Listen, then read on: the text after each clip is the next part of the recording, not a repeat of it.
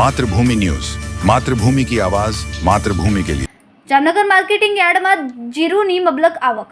રાત્રિથી સવારના 12 કલાકમાં જીરું ભરેલા કુલ 250 વાહનો સાથે 17,000 ગુણીની આવક થઈ। જામનગર માર્કેટિંગ યાર્ડના ઇતિહાસમાં જીરુની સૌથી વધુ આવક નોંધાઈ છે। જામનગર, દ્વારકા, મોરબી સહિતના આસપાસના જિલ્લામાંથી જીરાની જામનગર યાર્ડમાં આવક થઈ રહી છે। આ વર્ષે જીરાનું સારું ઉત્પાદન થતાં જીરાના શરૂઆતથી આવકમાં વધારો જોવા મળ્યો। હજુ પણ જીરાની વધુ આવક થવાનો અંદાજો।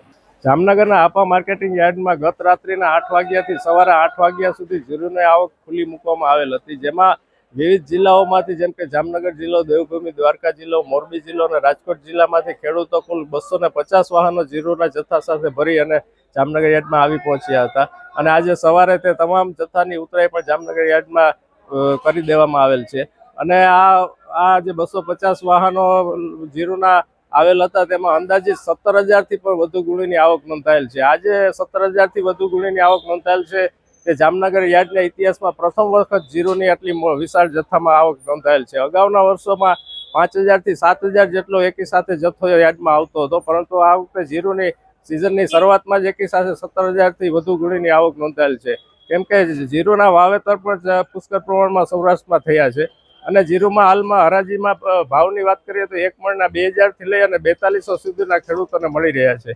આવનારા દિવસોમાં હજી જીરુમાં વધારે આવકો નોંધાશે તેવી ધારણા છે। ખૂબ જ ટૂંકા સમયમાં માતૃભૂમિ ન્યૂઝ OTT પ્લેટફોર્મ અને મેગા સિટીમાં કેબલ નેટવર્ક સાથે જોડાઈ જશે, તો જોતા રહો માતૃભૂમિ ન્યૂઝ।